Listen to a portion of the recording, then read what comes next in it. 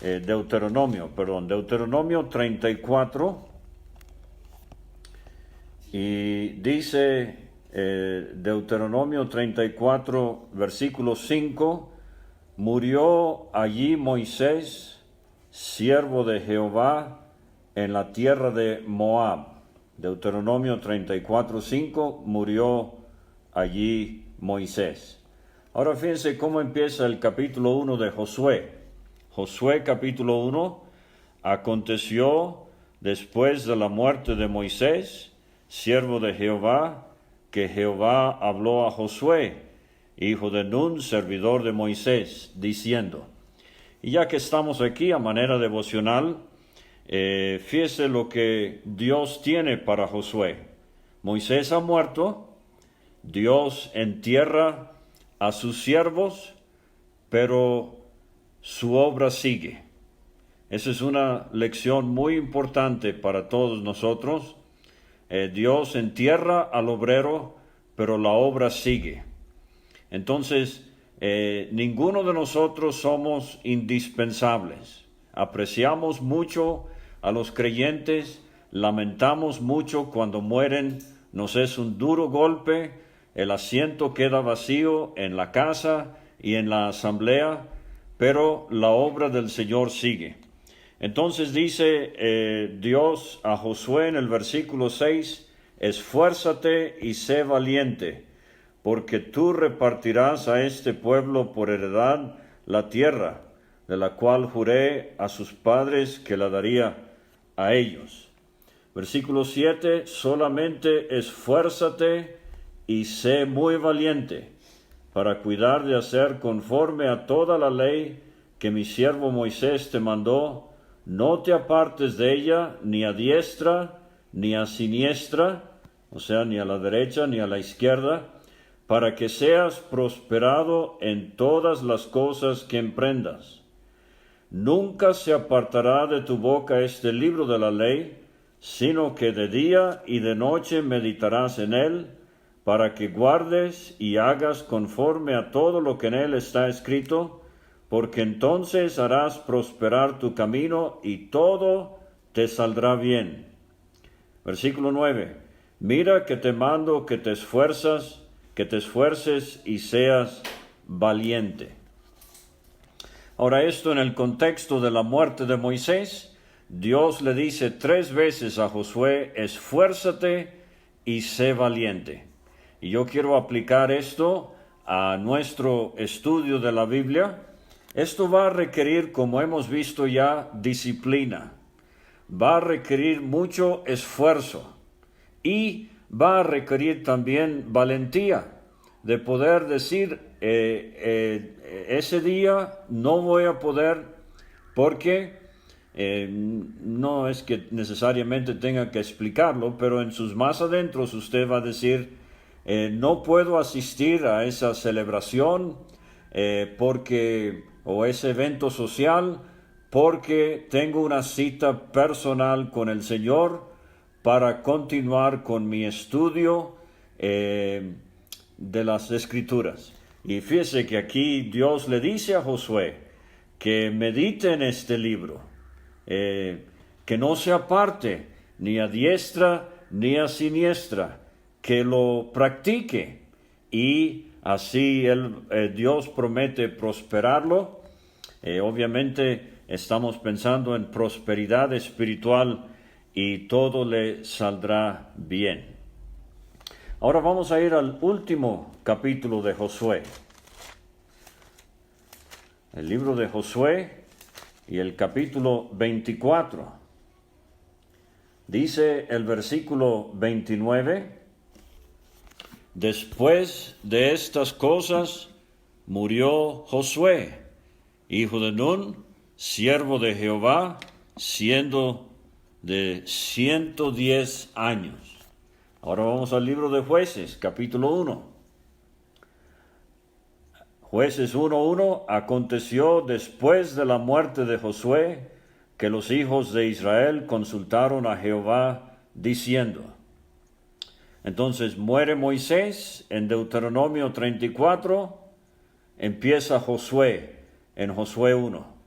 muere Josué, en Josué 24 empiezan la generación siguiente. Entonces, estamos viendo que en estos libros de la Biblia es muy fácil discernir el orden cronológico. Vamos a ir ahora al último capítulo de Jueces. El libro de Jueces, capítulo 21, versículo 25. En estos días no había rey en Israel, cada uno hacía lo que bien le parecía. Decimos en México lo que le daba su regalada gana. Pero entonces fíjese Ruth capítulo 1. Aconteció en los días que gobernaban los jueces, que hubo hambre en la tierra, y un varón de Belén de Judá fue a morar en los campos de Moab. O sea que termina el libro de los jueces, y es la segunda vez en el libro que se nos dice que no había rey, cada uno hacía lo que bien le parecía, y el siguiente libro nos habla de un hombre que deja Belén y se va a los campos de Moab, abandona al pueblo de Israel por completo, porque hay hambre en la tierra. No lo hizo por dirección divina y va a sufrir mucho por esa decisión, va a sufrir su esposa, van a sufrir sus nueras por esa decisión. En la soberanía y en la providencia de Dios, de todo este gran error, emerge una luz muy brillante que es Ruth, que se va a venir de los campos de Moab y va a vivir en Israel y se va a casar con el hombre rico de Belén que se llama Boaz. Chuck Missler, que escribió un libro de cómo estudiar la Biblia en 24 horas, que tengo muchas dudas que se pueda hacer, pero bueno, él comenta que si uno no entiende este pequeño libro de Ruth, difícilmente va a entender el libro del Apocalipsis. Y eso es tremendo, que escondido aquí en el Antiguo Testamento hay un librito de apenas 4 capítulos, hilvanado alrededor de una gran historia de amor, de cómo Ruth llega a casarse con el hombre rico de Belén, pero la forma en que Ruth fue redimida nos da el dato de el gran propósito de Dios en cuanto a las edades. Lo tengo que dejar allí por amor al tiempo. Entonces, lo que he tratado de decir es que la Biblia misma en ocasiones nos hace ver la importancia de seguir el orden cronológico de la Biblia. Muere Moisés, sigue Josué, muere Josué, siguen los jueces, y el apéndice, si quiere, al libro de Jueces es ese pequeño libro de Ruth. Me voy a saltar ahora al libro de los Hechos, que mencionaba en la transmisión pasada. Lucas escribió Lucas y Hechos, posiblemente el único escritor gentil de todos los escritores inspirados por Dios para darnos la Biblia.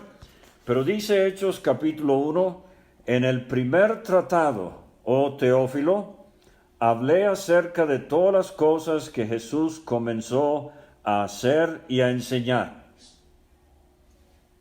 Entonces tenemos aquí el primer tratado, es el Evangelio de Lucas. Y el tratado tenía como tema las cosas que Jesús comenzó a hacer y a enseñar. Y mientras estamos en este versículo y queremos aprender cómo estudiar la Biblia, entonces fíjese siempre en la gramática. Yo he mencionado esto quizás de paso en esta serie. Al leer la Biblia, léala literalmente, a menos de que la Biblia misma le haga entender que esto es un símbolo o una figura. Y eso se lo va a hacer bastante claro. Pero, por ejemplo, Génesis del 1 al 11, la historia de la creación, el diluvio, Torre de Babel, Eso no son fábulas, no son leyendas, esos son historias literales. Entonces, lea la Biblia literalmente. Y fíjese cuando la Biblia misma le va a hacer claro que son figuras o visiones. Por ejemplo, cuando uno llega a Zacarías 1 hasta el capítulo 8, es obvio que esas visiones entonces nos dan material apocalíptico, figurativo. Lo mismo con el Apocalipsis. Lea Apocalipsis literalmente hasta entonces que llegue, por ejemplo, a una mujer sentada sobre 7 montes o sobre muchas aguas.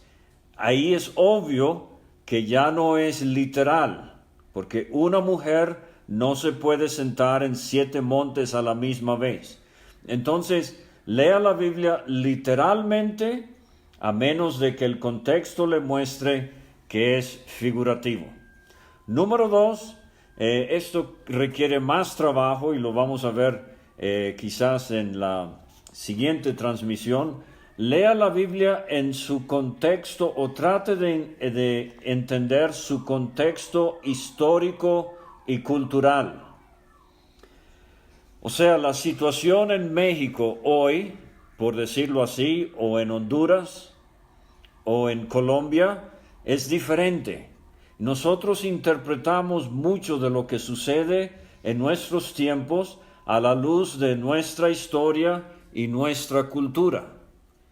Pero entonces la Biblia fue escrita, el libro de Génesis, por ejemplo, lo escribió Moisés hace 3,500 años. Entonces, por eso le enfatizaba, trate de estudiar algo de la historia de Egipto cuando va a estudiar Génesis. Trate de estudiar algo de la historia de Asiria cuando lea el libro de Jonás, por ejemplo. Trate de estudiar algo del Imperio Romano cuando va a estudiar la vida de Cristo y la vida del apóstol Pablo. Y hay libros y páginas en internet que tienen que ver con usos y costumbres en tiempos bíblicos. Por ejemplo, lo del matrimonio no es como hoy, que una pareja se ven, se gustan, se enamoran, quizás hablen con sus padres, quizás no, se casan y fueron felices, ojalá. Pero en la Biblia, por ejemplo, en el pueblo judío, había el asunto del desposorio. Entonces, los padres del novio iban con los padres de la novia, a veces sin que los jóvenes ni siquiera supiesen. Y los padres arreglaban el matrimonio. Y los padres del novio le daban a los padres de la novia la dote, o sea, pagaban una res, 4 vacas, 5 chivos, depende del nivel social y de los rasgos de la muchacha. Y entonces la muchacha empezaba a prepararse, ya ella estaba desposada. Y entonces el muchacho también, él tenía que ir acomodando un lugar donde vivir y todo lo demás. Y cuando ya todo se daba, a veces varios meses o años, entonces él iba por ella y la traía a la casa de su padre para la boda en sí. Entonces, todo eso nos ayuda a entender, por ejemplo, lo de Cristo y la iglesia.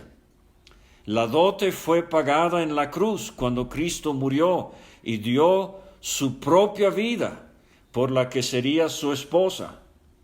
Pero entonces Él ha ido a preparar un lugar en la casa del Padre. Pero un día Él va a venir por su iglesia, por su esposa. Y vamos a ser arrebatados. Y vamos a ser llevados a la casa del Padre. Y vamos a disfrutar las bodas del Cordero. Y posteriormente la celebración que es la cena de las bodas del Cordero.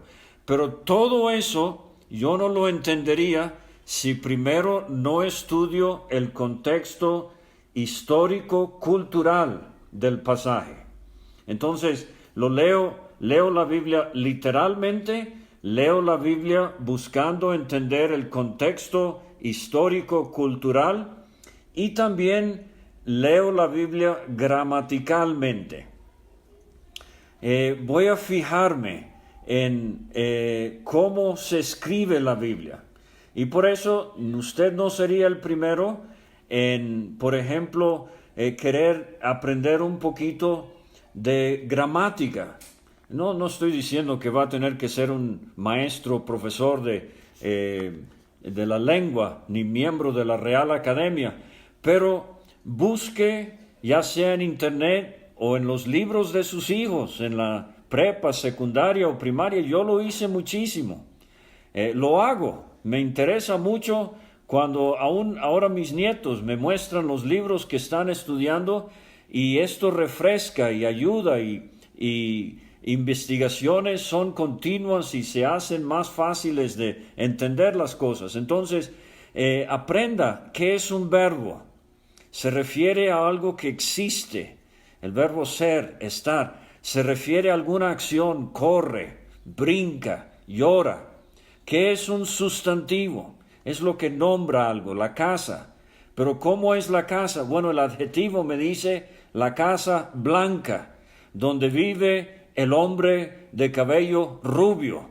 Sí, entonces, el artículo en la Biblia, muy importante ver cuando hay pasajes o palabras que llevan artículo definido.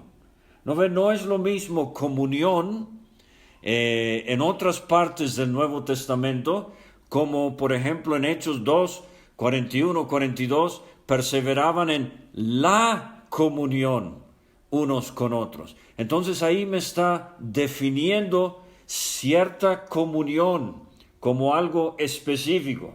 Una comunión me está describiendo eso, pero la comunión me lo está identificando, me lo está definiendo. Entonces, para resumir, lea la Biblia literalmente, busque el contexto histórico-cultural y fíjese en la gramática. Entonces, por extensión, voy a aprovechar aquí en este versículo, hablé, dice Lucas a Teófilo, acerca de todas las cosas que Jesús comenzó a enseñar y a hacer. No, fíjese el orden, a hacer y a enseñar, porque este fue el secreto de la vida de Cristo. Todo mensaje que él predicó, su vida respaldaba su mensaje. Por eso la gente lo oía con gusto, no como a los escribas y fariseos, porque de ellos lamentablemente, y muchas veces es mi caso, el mensaje no checa con el que está predicando. Eso es muy lamentable. El peso de un mensaje será la manera en que la persona que lo predica lo ha practicado. Entonces Lucas dice, todas las cosas que Jesús comenzó a hacer y a enseñar. Vimos ese orden en Esdras hace unas semanas. Esdras capítulo 7, versículo 10, cuando dice de Esdras que preparó su corazón para indagar y para practicar o para cumplir y luego para enseñar. Entonces, por ejemplo, si yo voy a hablarle a los creyentes acerca de la necesidad de la reverencia y de la puntualidad en las reuniones para no interrumpir con mi llegada, espero que yo sea un creyente que ha decidido, a menos de que haya alguna fuerza mayor, estar en mi lugar minutos antes de que empiece la reunión. O por ejemplo, quizás usted conoce también creyentes que son muy peleoneros, siempre discutiendo, siempre llevando la contraria, siempre encontrando fallas y faltas con otros, y se levantan y nos hablan de la palabra ágape y la palabra filio, y cómo el Nuevo Testamento usa diferentes palabras para el amor y para el querer. Y lo que me están diciendo, académicamente quizás correcto, no cuadra con su manera de vivir. Entonces, todo eso para decir lo siguiente. Lucas está enfatizándole a Teófilo. Teófilo, aquí va un poquito de cronología. Voy a primero hablarte de Cristo, como vimos la semana pasada, 24 capítulos acerca de Cristo, pero ahora tengo otro tema. Y cronológicamente esto viene después de Cristo y tiene que ver con la iglesia y 28 capítulos acerca de la iglesia.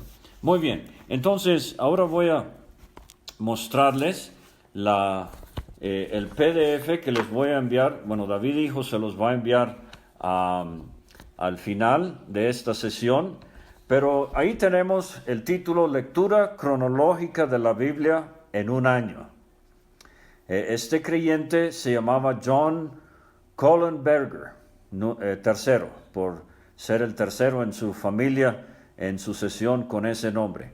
Este hombre escribió o participó en la escritura de unos 24 libros, pero todos de tipo de referencia. Y uno de los libros más pequeños que él nos dejó fue un libro que trata acerca de la lectura cronológica de la Biblia. Entonces, gracias a mi esposa y a mi nuera Penélope, lo que hemos hecho es copiado el libro. Ahora se va a fijar allí arriba resaltado en rojo.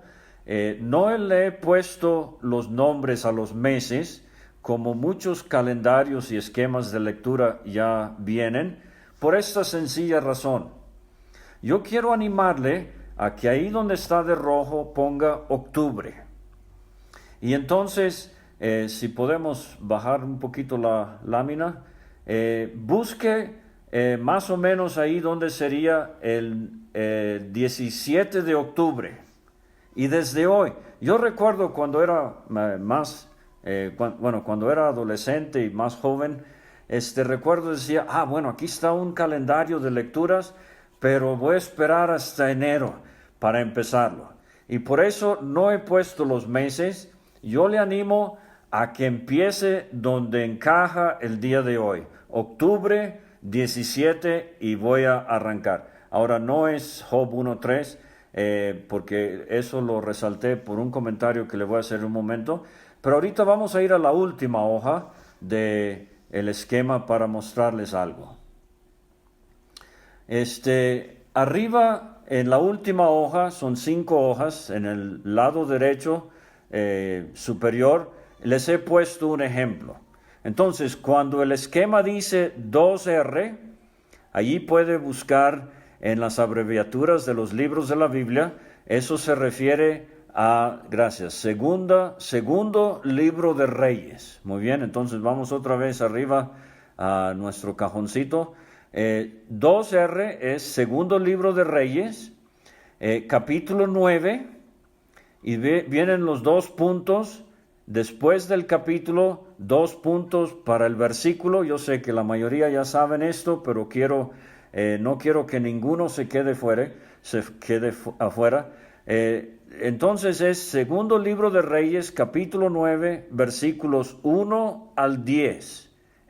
Versículo 1 al capítulo 10, versículo 13. Ese es el punto donde a veces nos confundimos. Entonces, segundo libro de Reyes, capítulo 9, versículo 1, hasta el capítulo 10, versículo 13. Punto y coma. El mismo día hay otra lectura que va a ser segundo libro de Crónicas, y buscamos en nuestra abreviación Crónicas, CR, es el libro de Crónicas, y nos vamos arriba de nuevo. Entonces vamos a leer en el segundo libro de Crónicas, capítulo 7, versículo 11, hasta el capítulo 9, versículo 12. Ahora, estas 2 lecturas están para un mismo día, porque Kohlenberger ve que aquí hay una referencia conjunta a un mismo tiempo cronológico en la Biblia. Entonces, esto es lo que a mi parecer le va a ayudar mucho. Yo he mencionado ya por lo menos 2 métodos. Tome su Biblia y empiece a leer 3 o 4 capítulos desde Génesis por orden hasta Apocalipsis. Lo he hecho por varios años así, pero ahorita estamos concentrándonos en la visión de leer la Biblia cronológicamente. Entonces vamos a regresar a la primera página y allí resalté la primera cosa que quiero notar. Entonces fíjese que en esta lectura llegamos al final de Génesis capítulo 50 y en vez de seguir con Éxodo, vamos a leer el libro de Job. Por eso resalté Job 1 al 3. Ahora, yo les mencionaba en el estudio pasado que personalmente creo que Job vivía más o menos en los tiempos de Abraham. Entonces, uno podría leer Génesis 11 y luego leer el libro de Job y luego leer el resto del libro de Génesis. Pero vamos a dejarlo así. Leemos Génesis y luego el libro de Job. Una cosita, por ejemplo, subiendo un poquito en el libro de Génesis, del 1 al 11, más específicamente, desde la creación hasta el diluvio, estamos hablando de 1600 años, en esos primeros 9 capítulos de Génesis. Y en el resto del Génesis, estamos hablando de unos 300, 400 años. Entonces, fíjese cómo la Biblia empieza con un largo periodo de tiempo compactado en 9 capítulos.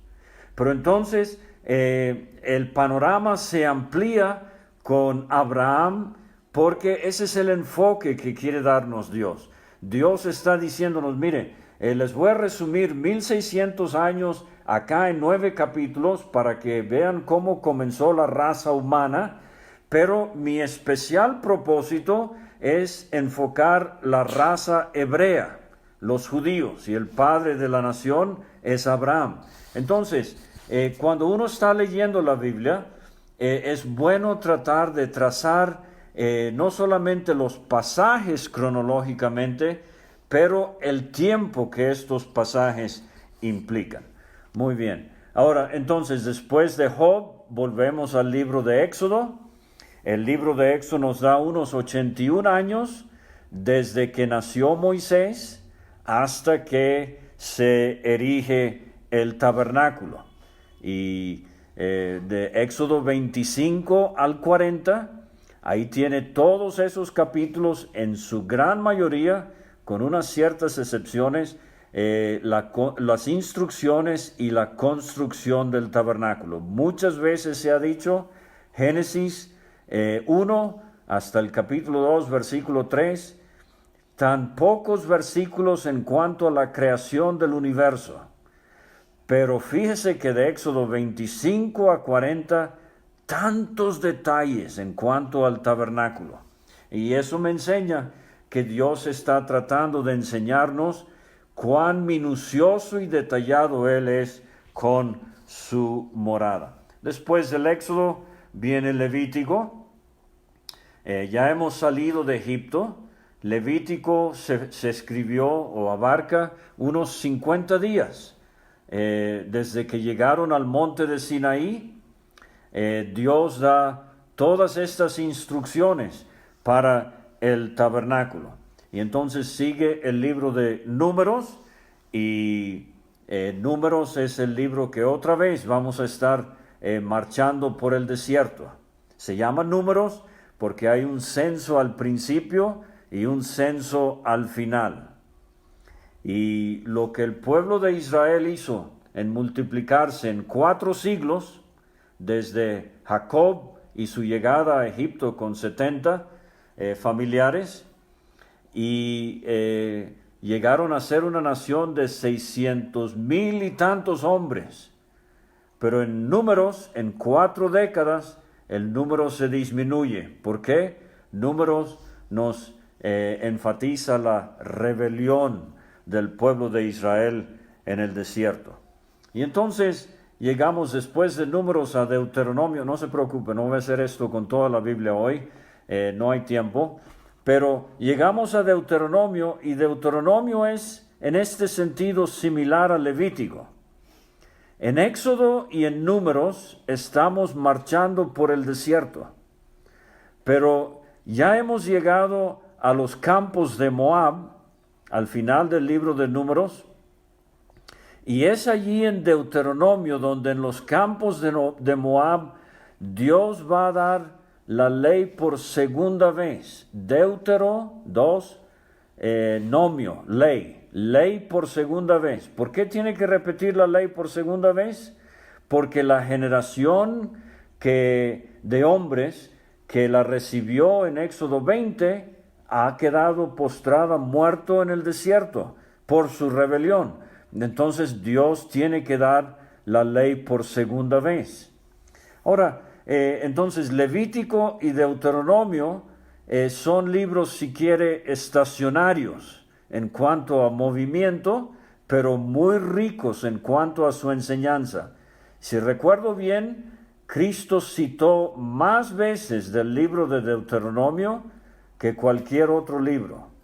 Entonces, y una cosita, a veces yo escucho hermanos y se levantan y se disculpan con nosotros porque dicen, voy a hablar de un tema que creo que ya todos conocemos. Sí, quizás lo conozcamos, pero necesitamos escucharlo otra vez. ¿Por qué?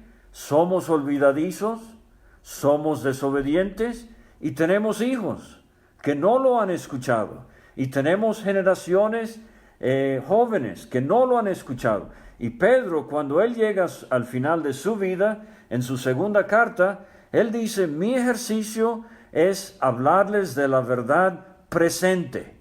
Entonces, Deuteronomio es un libro que nos enseña cómo constantemente tenemos que refrescar la memoria del pueblo del Señor con las verdades que quizás ya han escuchado, pero hay que escucharlas otra vez. Obviamente no es nada más repetir el mensaje como un loro huasteco, pero en el poder del Espíritu volver a enseñar las cosas fundamentales de la fe. Por ejemplo, ¿cuándo fue la última vez que en su asamblea se explicó lo que significa la cubierta de la mujer en la asamblea?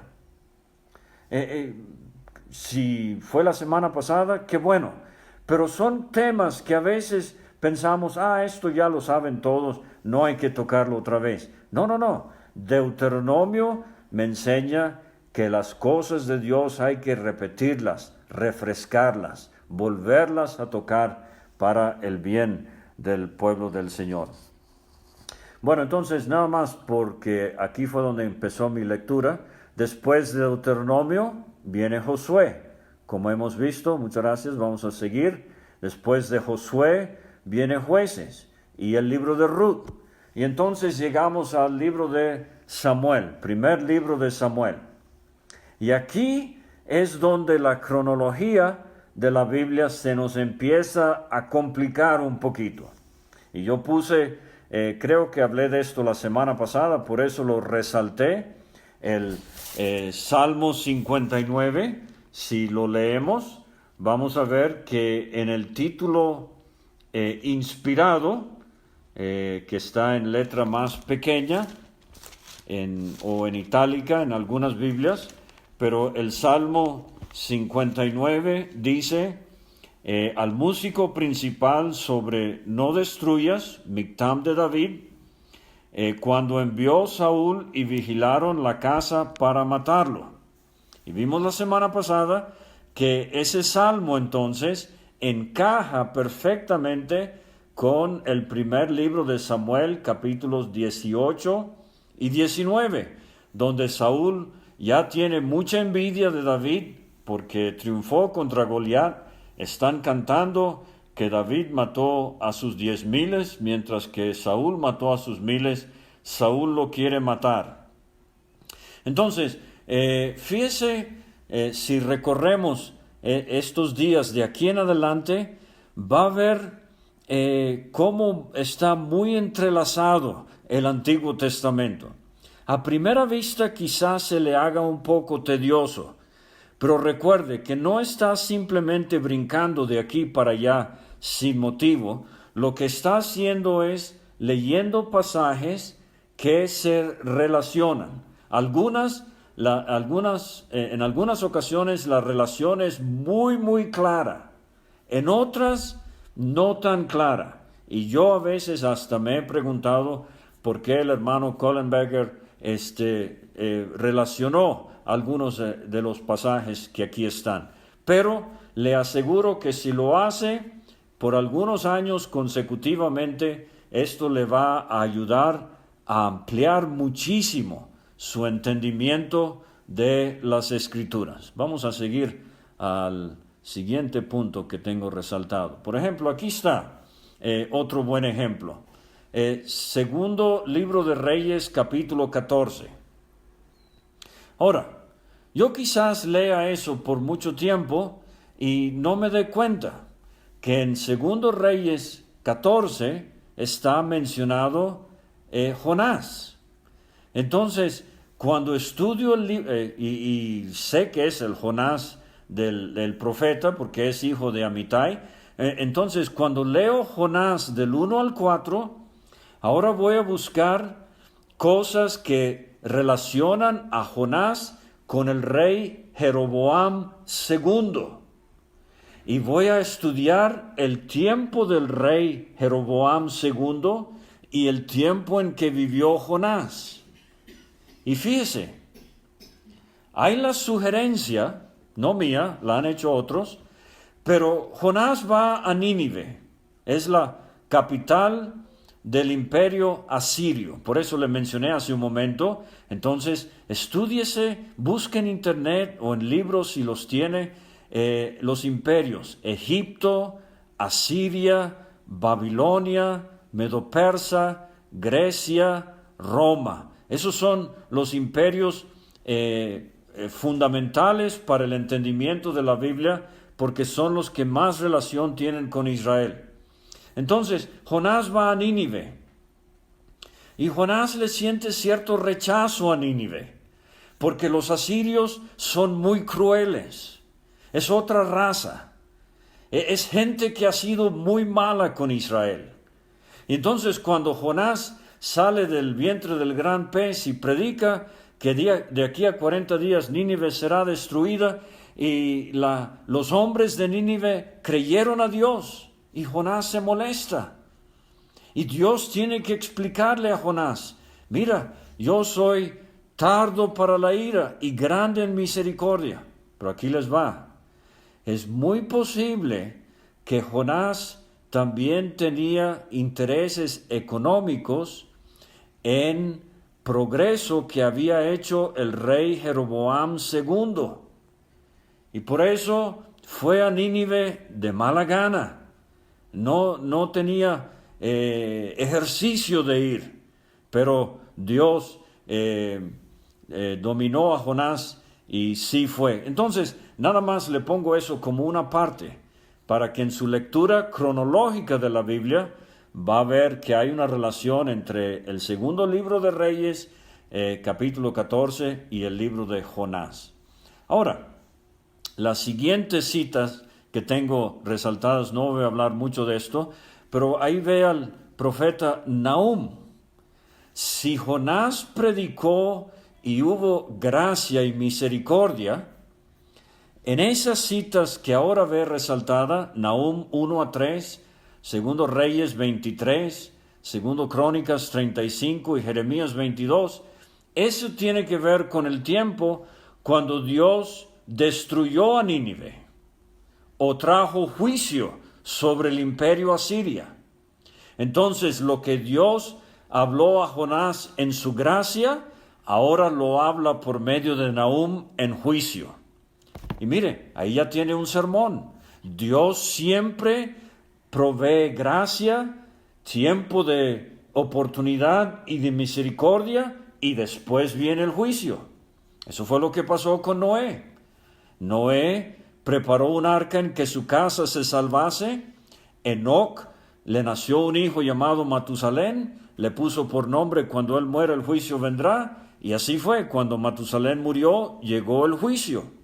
Pero ¿cuántos años de misericordia le dio Dios al mundo de Noé? 969 años. Entonces, uno puede buscar en Jonás y en Nahum ejemplos de la gracia y del juicio, y de cómo la paciencia de Dios se agota, la longanimidad de Dios llega a su final. Vamos a seguir, el tiempo corre. La siguiente sección que tengo aquí, para arriba, por favor, un poquito. La siguiente sección que tengo aquí resaltada es el segundo libro de Crónicas 36 y Esdras capítulo 1. Ahora, esta parte de la Biblia le confieso que es una de mis secciones favoritas. Yo sé que es como los hijos, no debemos tener favoritos, pero ¿cómo he disfrutado yo esta sección? Porque lo que sucede al final de 2 Crónicas 36 es que Ciro abre la puerta para el regreso de Babilonia. Entonces, aunque Reyes y Crónicas se parecen, hay grandes diferencias. Yo comparo al libro de Reyes como el periódico, que ayer se hizo rey Jeroboam, y etcétera. Pero el libro de Crónicas no es la historia, pero no como si fuera narrada en los tiempos en que sucedía, pero Crónicas es como el libro de historia. Y es el libro de historia que escribió Esdras, creo, para los que regresaron del cautiverio de Babilonia. Y al final de Crónicas, Esdras pone como Ciro, rey medo-persa, permite que regrese Zorobabel con unas 50,000 personas. Y entonces ahí es donde empieza el libro de Esdras. Esdras 1 tiene que ver con el mismo edicto de Ciro permitiendo que regrese. Pero entonces fíjese, la siguiente entrada es Daniel, capítulo 10 al capítulo 12, porque en Daniel 10 estamos en el tercer año del rey Ciro. Y entonces fíjese cómo viene después Esdras capítulo 4. Y en la lectura de Esdras 4 tengo también Ageo 1 y 2, porque la profecía de Ageo sucedió durante Esdras 4 y 6. O sea, Ageo regresó de Babilonia con Zorobabel y Josué. Y la siguiente entrada es Zacarías del 1 al 6. Ahí van las 8 visiones de Zacarías. Y entonces aquí es donde vemos de nuevo cómo, leyendo la Biblia cronológicamente, si usted lee y estudia con cuidado esa primera cita de Crónicas y Esdras hasta Malaquías, cuando vamos a ver en un momento, va a ver cómo viene Zorobabel y Josué de Babilonia. Hay problemas, pero vino también Ageo y Zacarías. Ellos son profetas, ellos ayudan a animar al pueblo. Y entonces, fíjese aquí en, ¿dónde estamos aquí? Versículo, Esdras, donde dice Zacarías 7 y 8, Esdras 6, 14 a 22. Y ahora fíjese más abajo donde dice, más abajo donde dice Esther 1:4. Y más abajo dice Esdras 7. Quizás lo estoy enredando ahorita. Pero todo esto para decirle esto. Cuando uno lee la Biblia cronológicamente, se da cuenta que los eventos del libro de Esther suceden entre Esdras 6 y 7. Aquí está Esther. Ahora fíjese, Zorobabel Dios lo llamó a venir de Babilonia a Jerusalén. Josué también.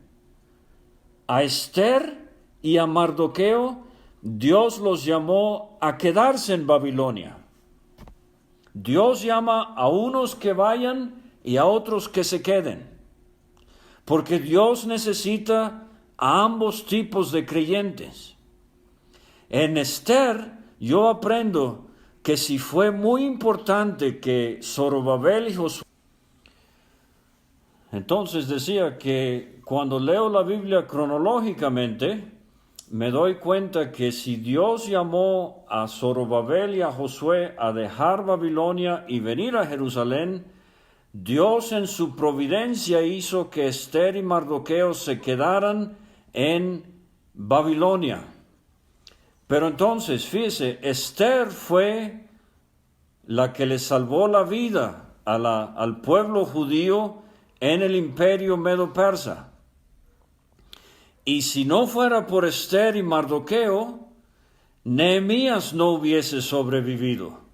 Esdras tampoco. Entonces, viendo esta sección cronológicamente, entrelazando los capítulos del libro de Daniel y del libro de Esdras y del libro de Nehemías y del libro de Esther, y no olvidándome del libro histórico de Crónicas, entonces puedo armar todo un estudio con estos libros del regreso de Babilonia. Y si se fija, al final de esta sección, fíjese cómo leemos Nehemías del 11 al 13 y entonces leemos Malaquías 1 a 4.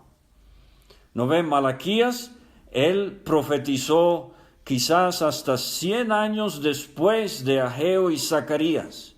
Ageo y Zacarías vieron un tremendo reavivamiento, pero en apenas 100 años el pueblo se enfrió otra vez.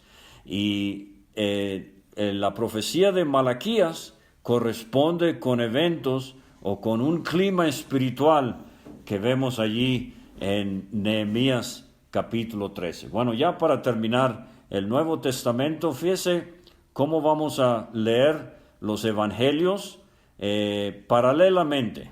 Nada más quiero decir que usted sabe, Mateo, Marcos y Lucas se llaman evangelios sinópticos, llevan un orden parecido, escritos en pocas décadas de diferencia, Mateo, Marcos y Lucas, pero la sinopsis, el esquema del orden en que presentan sus materiales, en mayor parte muy parecido.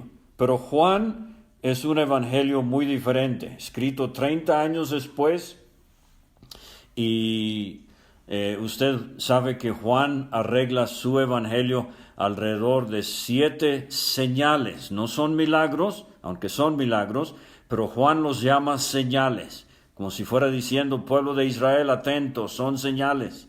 Y 7 antes de la cruz y 1 después de la cruz. Lo único que quiero decir del Nuevo Testamento es que, por ejemplo, cuando lleguemos al libro de Hechos, ahí está resaltado Gálatas 1:3 y Gálatas 4:6, y viene después de Hechos 14 y 15. O sea que al leer el libro de los Hechos va a ser muy provechoso ver cómo se enlazan las epístolas con los eventos de los Hechos. Algunas epístolas.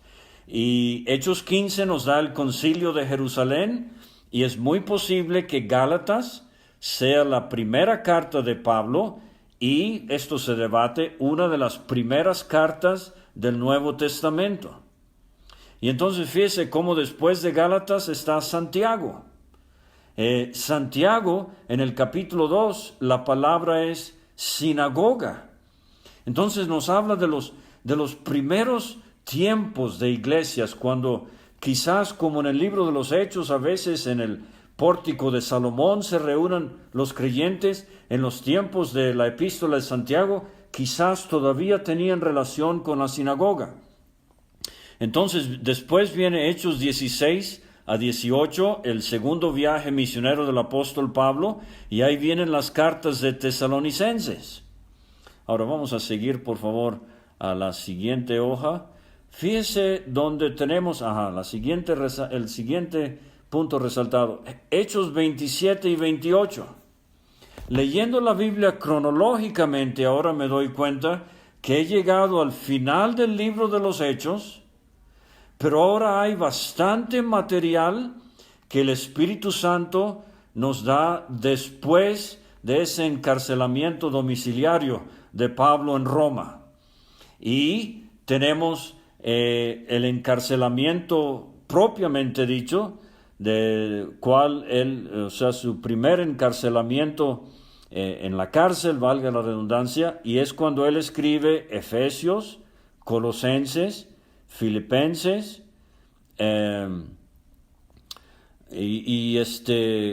Filemón.